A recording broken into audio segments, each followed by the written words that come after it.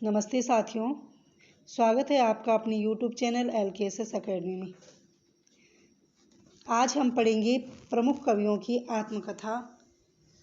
ठीक है, इस वीडियो को शुरू करने से पहले आपसे निवेदन है कि प्लीज़ यदि वीडियो आपको पसंद आता है तो प्लीज़ लाइक और सब्सक्राइब करना ना भूलें।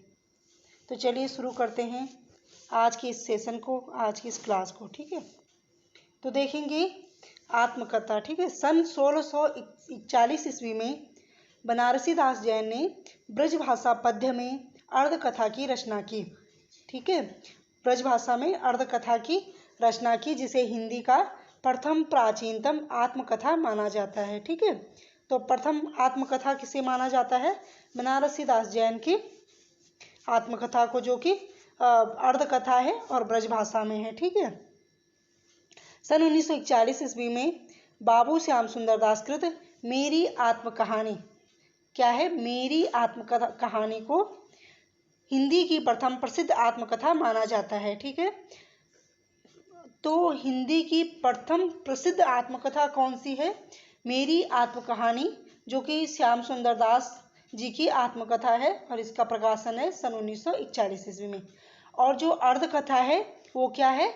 हिंदी का प्रथम प्राचीनतम आत्मकथा, हिंदी की प्रथम प्राचीनतम आत्मकथा है क्या? अर्धकथा। ठीक है, और यह किस भाषा में रचित है? तो ब्रज भाषा में है। ठीक है, और सन 1641 ईस्वी इसका प्रकाशन वर्ष है।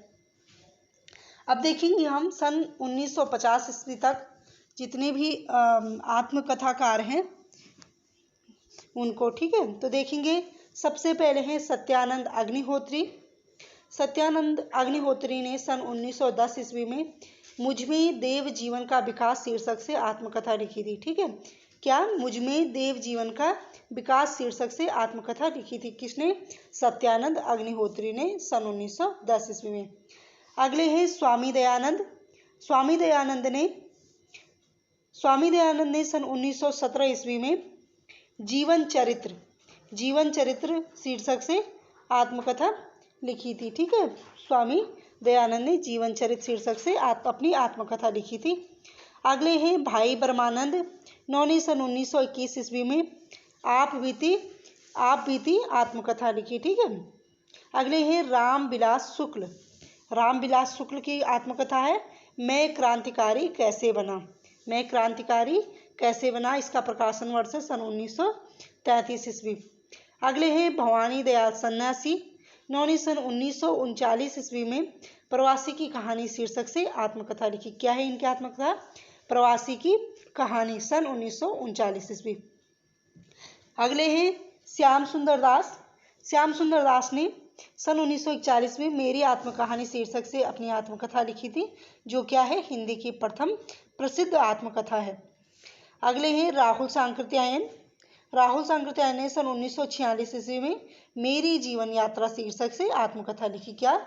मेरी जीवन यात्रा, सन 1946 ईस्वी में। अगले हैं डॉक्टर राजेंद्र प्रसाद ने सन 1947 ईस्वी में अपनी आत्मकथा के नाम से लिखी।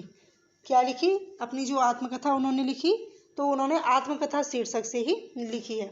अगले हैं वियोगी हरि ने सन 1948 ईस्वी में मेरा जीवन प्रवास शीर्षक से आत्मकथा लिखी। क्या? मेरा जीवन प्रवास, सन 1948 ईस्वी में। अगले कवि हैं हरिभाव उपाध्याय, जिन्होंने सन 1946 ईस्वी में साधना के पथ पर, इनकी आत्मकथा है। क्या है? साधना के पथ पर। अगले कवि हैं अंबिका दत्त व्यास। इनकी आत्मकथा है निज वृतांत। ठीक है, इनकी आत्मकथा क्या है? निज वृतांत। अगले कवि हैं स्वामी श्रद्धानंद की आत्मकथा है कल्याण मार्ग का पथिक। क्या है? कल्याण मार्ग का पथिक इनकी आत्मकथा है। अगले कवि हैं गणेश प्रसाद वर्णी। इन्होंने मेरी जीवन गाथा शीर्षक से अपनी आत्मकथा लिखी, और कब लिखी? सन 1949 में। ठीक है, अगले कवि हैं मूलचंद अग्रवाल ने सन 1944 ईस्वी में एक पत्रकार की आत्मकथा, क्या? एक पत्रकार की आत्मकथा शीर्षक से अपनी आत्मकथा लिखी। ठीक है, तो ये है सन 1950 ईस्वी तक, यानी प्रारंभ से लेकर, प्रारंभ कब होता है? सन 1641 ईस्वी से। ठीक है, तो प्रारंभ से लेकर और सन 1950 ईस्वी तक के ये आत्मकथाकार हैं। ठीक है, आगे हम देखेंगे कि हिंदी की पहली महिला आत्मकथा लेखिका, हिंदी की पहली आत्मकथा लेखिका कौन है? तो कौन है? वो है जानकी देवी बजाज। ठीक है, और जानकी देवी बजाज ने सन 1956 ईस्वी में मेरी जीवन यात्रा शीर्षक से अपनी आत्मकथा प्रकाशित करवाई थी। ठीक है, तो हिंदी की प्रथम महिला आत्मकथा लेखिका कौन है? जानकी देवी बजाज। और उन्होंने कब ये अपनी आत्मकथा लिखी? तो सन 1956 ईस्वी में। आगे है ममता कालिया की आत्मकथा। ठीक है, तो ममता कालिया की आत्मकथा कितने शहरों में कितनी बार के लिए सन 2012 में इनको सीता पुरस्कार प्रदान किया गया। ठीक है, कब? सन 2012 में इनको कितने शहरों में कितनी बार के लिए, जो कि इनकी आत्मकथा, इसके लिए सीता पुरस्कार प्रदान किया गया। ठीक है, आगे हम देखेंगे हिंदी की प्रमुख महिला आत्मकथा लेखिका। ठीक है, सबसे पहले कौन है? हिंदी की प्रथम आत्मकथा लेखिका है जानकी देवी बजाज। इन्होंने सन 1956 ईस्वी में मेरी जीवन यात्रा शीर्षक से आत्मकथा लिखी। अगली कवयित्री है प्रतिभा अग्रवाल। कौन है? प्रतिभा अग्रवाल। इन्होंने 2 भागों में अपनी आत्मकथा लिखी। भाग 1 है सन 1990 दस्तक जिंदगी की। ठीक है, सन 1990 में लिखी इन्होंने। और इनकी क्या है? भाग 1 है दस्तक जिंदगी की, और भाग 2 है सन 1996 ईस्वी में मोड़ जिंदगी का। तो इनकी क्या क्या है आत्मकथा? दस्तक जिंदगी की, मोड़ जिंदगी का। तो हम किस प्रकार से याद करेंगे? सन 1990 में जिंदगी की दस्तक है, दस्तक जिंदगी की, और 96 में मोड़ जिंदगी का। ठीक है ना, 1996 में। अगली कवयित्री है कुसुम अंसल। कुसुम अंसल ने सन 1996 ईस्वी में जो कहा नहीं गया, यह इनकी आत्मकथा है। ठीक है, तो जो कहा नहीं गया, यह आत्मकथा किसकी है? तो यह है कुसुम अंसल की। ठीक है, और इसका प्रकाशन वर्ष है सन 1996 ईस्वी। अगली कवयित्री है कृष्णा अग्निहोत्री। कृष्णा अग्निहोत्री, इनकी आत्मकथा है लगता नहीं है दिल मेरा। लगता नहीं है दिल मेरा किसके बिना? कृष्ण के बिना। तो किस प्रकार से हम याद करेंगे? लगता नहीं है दिल मेरा कृष्ण के बिना, तो इसलिए कृष्णा अग्निहोत्री की आत्मकथा है लगता नहीं है दिल मेरा, सन 1997 ईस्वी। ठीक है, अगली कवयित्री हैं पद्मा सचदेवा। अगली कवयित्री हैं पद्मा सचदेवा। पद्मा सचदेवा की आत्मकथा है बूंद बावड़ी। क्या है? बूंद बावड़ी, सन 1999 ईस्वी में। अगली कवयित्री है शीला झुंझुनवाला। शीला झुंझुनवाला, सन 2000 में इनकी आत्मकथा का प्रकाशन होता है। और क्या है इनकी आत्मकथा? कुछ कही कुछ अनकही। ठीक है, कुछ कही कुछ अनकही, ये है शीला झुंझुनवाला की आत्मकथा। अगली कवयित्री है मैत्रेयी पुष्पा। मैत्रेयी पुष्पा ने भी 2 भागों में अपनी आत्मकथा लिखी। भाग 1 है कस्तूरी कुंडल वसै। कस्तूरी कुंडल वसै, और भाग 2 है गुड़िया भीतर गुड़िया। भाग 1 कस्तूरी कुंडल वसै, और भाग 2 गुड़िया भीतर गुड़िया। ठीक है, तो भाग 1 का प्रकाशन सन 2002 में होता है, और भाग 2 का सन 2008 में इसका प्रकाशन होता है। ठीक है, अगली कवयित्री है रमणिका ठाकुर। रमणिका ठाकुर गुप्ता, इनकी आत्मकथा है हादसे। क्या है? हादसे। ठीक है, और इसका प्रकाशन वर्ष है सन 2005। अगली कवयित्री है मन्नू भंडारी। कौन है? मन्नू भंडारी, जिनको महेंद्र कुमारी उपनाम से भी जाना जाता है। ठीक है, इनकी आत्मकथा है कली यहवी। क्या है? कली यहवी। ठीक है, सन 2007 इसका प्रकाशन वर्ष है। अगली कवयित्री है प्रभा खेतान। इनकी आत्मकथा है अन्या से अनन्या। क्या है? अन्या से अनन्या, और सन 2007 इसका प्रकाशन वर्ष है। अगली कवयित्री है चंद्र किरण सौनरेखा। चंद्र किरण सौनरेखा, इनकी आत्मकथा है पिंजरे की मैना। ठीक है, क्या है? पिंजरे की मैना इनकी आत्मकथा है। अगली कवयित्री है अनीता राकेश। अगली कवयित्री है अनीता राकेश। अनीता राकेश की आत्मकथा है संतरे और संतरे। ठीक है, क्या है? संतरे और संतरे। अगली कवयित्री है ममता कालिया। ममता कालिया, इन्होंने कितने शहरों में कितनी बार इनकी आत्मकथा है, जिसके लिए इन्हें सन 2012 में क्या है, सीता पुरस्कार प्रदान किया गया था। ठीक है, तो इसका प्रकाशन वर्ष है सन 2011 और सन 2012 में इनको इसके लिए पुरस्कार मिलता है, सीता पुरस्कार। ठीक, अगली कवित्री है चंद्रकांता। चंद्रकांता इनकी आत्मकथा है हास्य की इबारतें। क्या है, हास्य की इबारतें इनकी आत्मकथा है और इसका प्रकाशन वर्ष है सन 2012। अगली कवित्री है मन्नू भंडारी। ठीक है, मन्नू भंडारी इनकी क्या है, एक कहानी यह भी इनकी आत्मकथा है। ठीक है, ये है महिला आत्मकथाकार। ठीक, अब है सन 1950 के बाद हिंदी के जो प्रमुख आत्मकथाकार हैं, ठीक है, उनको देखेंगे। सबसे पहले हैं अजित प्रसाद जैन। ठीक है, अजित प्रसाद जैन, इनकी आत्मकथा है अज्ञात जीवन। अजित प्रसाद जैन की आत्मकथा है अज्ञात जीवन।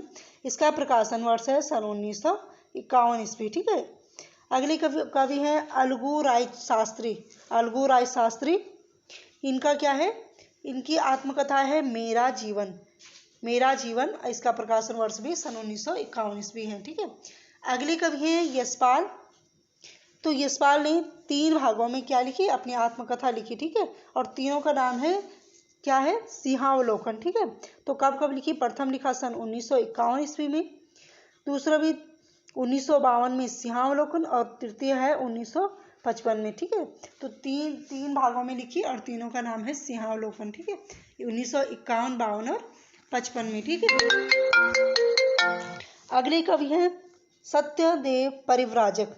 सत्यदेव परिव्राजक, इनका प्रकाशन वर्ष है सत्यदेव परिव्राजक, इनकी आत्मकथा है स्वतंत्रता की खोज में। क्या है, स्वतंत्रता की खोज में इनकी आत्मकथा है, सन 1951 का प्रकाशन वर्ष है। अगले कवि हैं शांतिप्रिय द्विवेदी। शांतिप्रिय द्विवेदी, इनकी आत्मकथा का नाम है परिव्राजक की प्रजा। ठीक है, परिव्राजक की प्रजा। ठीक है, इसका प्रकाशन वर्ष है सन 1952 ईस्वी। अगले कवि हैं देवेंद्र सत्यार्थी। देवेंद्र सत्यार्थी, इन्होंने भी अपनी आत्मकथा 2 भागों में लिखी है। भाग 1 है चांद सूरज के बीरन और भाग 2 है नील यक्षिणी।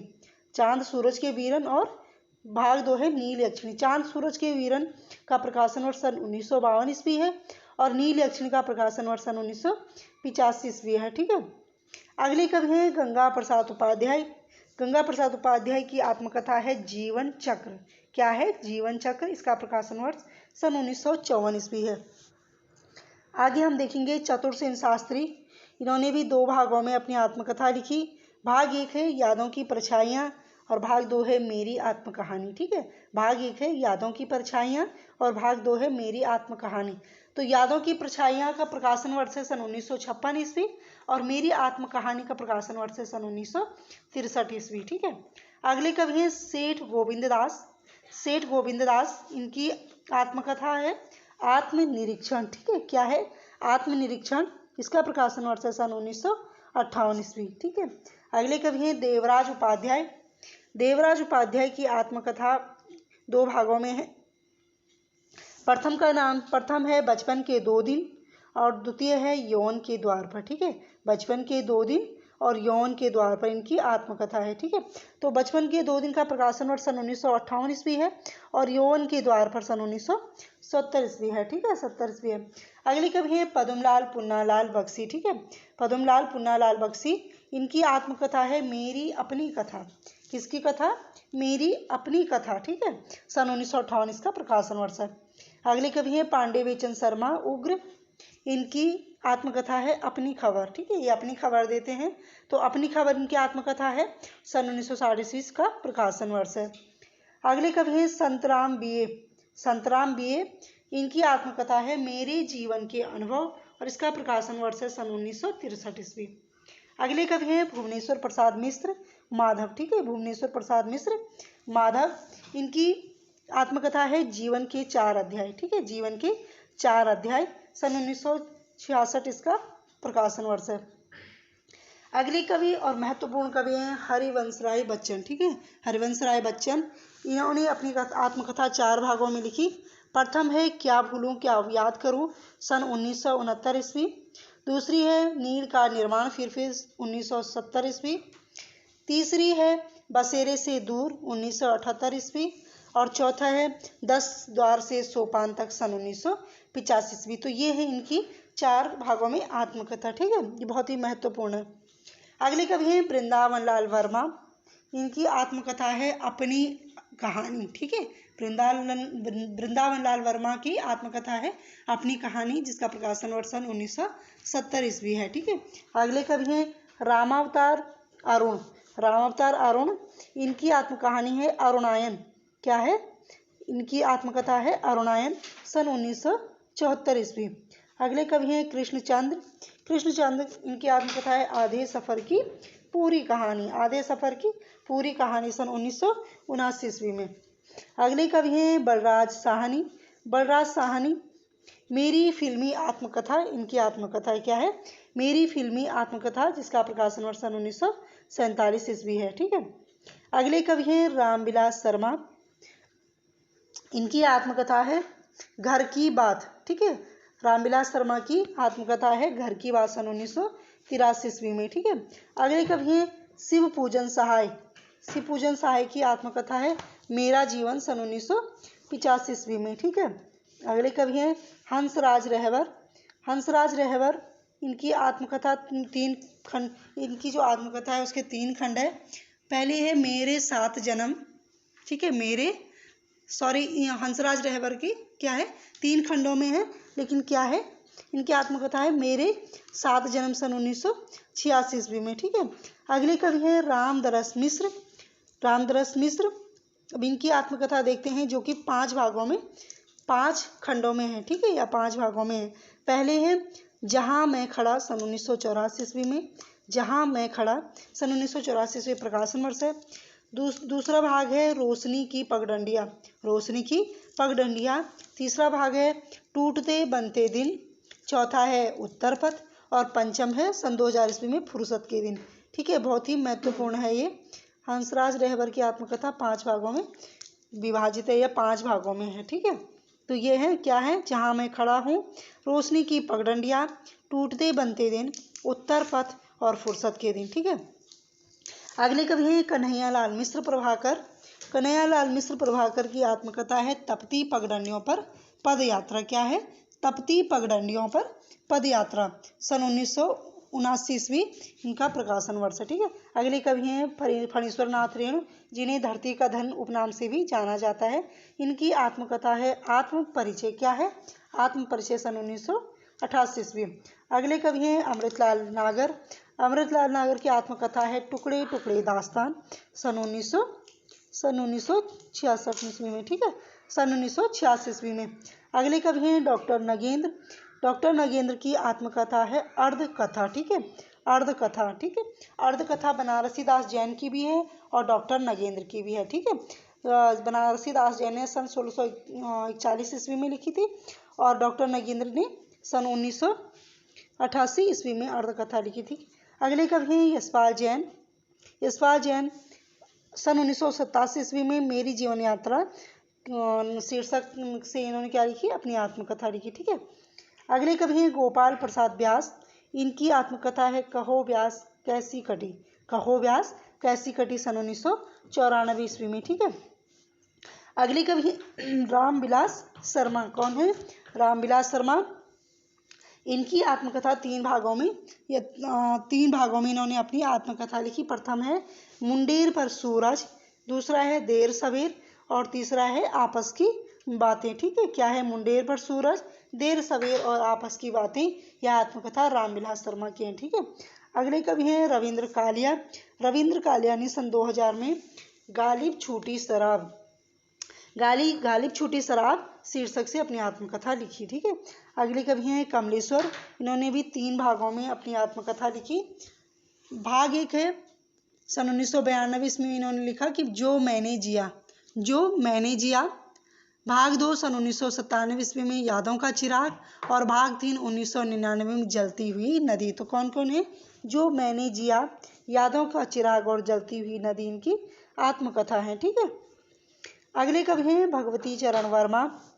सन 2001 में इन्होंने अपनी आत्मकथा कहीं न जायका कहिए शीर्षक से लिखी। क्या?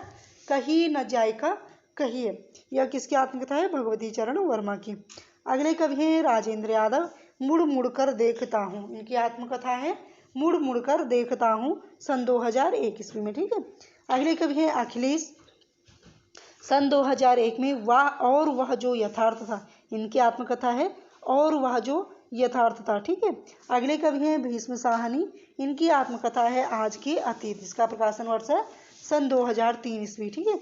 अगले कवि हैं अशोक वाजपेयी, इनकी आत्मकथा है पाव भर जीरे में ब्रह्मभोज। ठीक है। पाव भर जीरे में ब्रह्मभोज, सन 2003 ईस्वी में।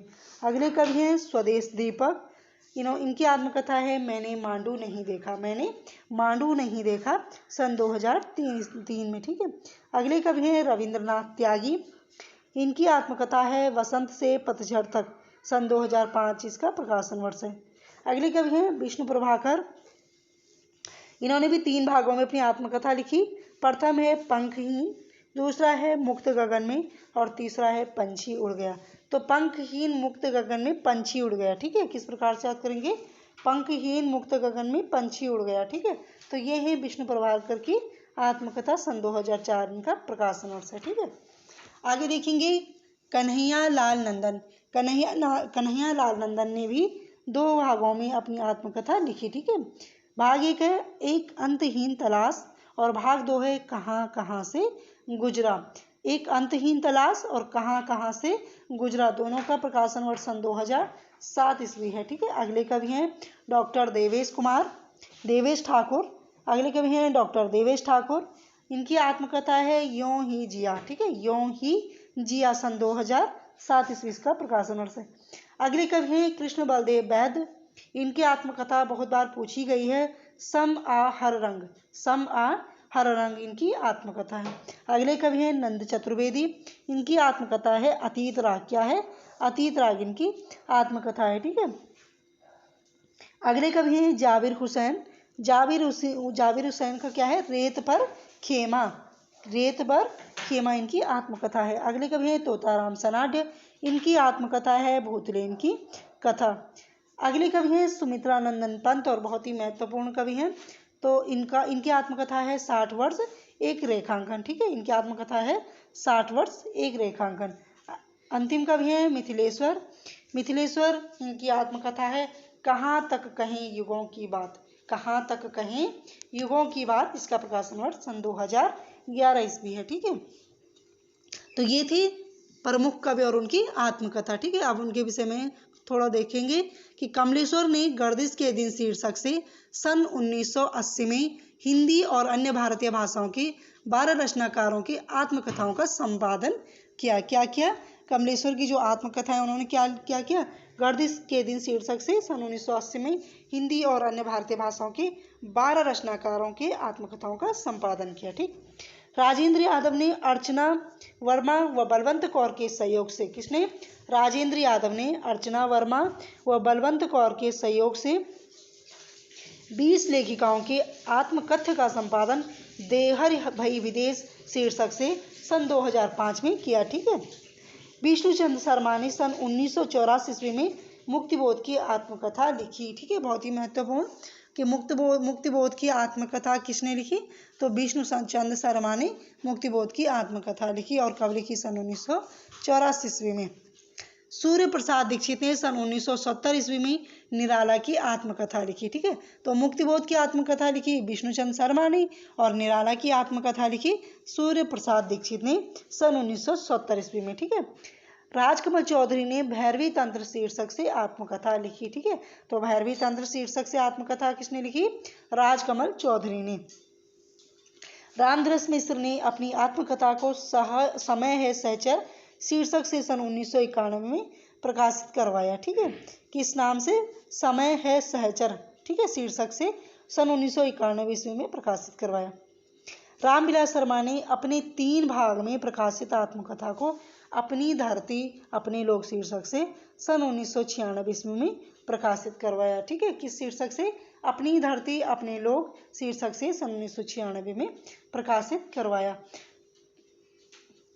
तो ये रही आज के प्रमुख कवि और उनकी आत्मकथा। ठीक है, आज के लिए इतना ही। मिलते हैं फिर अगले वीडियो में दलित आत्मकथाकारों के साथ। तब तक के लिए धन्यवाद। जय हिंद, जय भारत।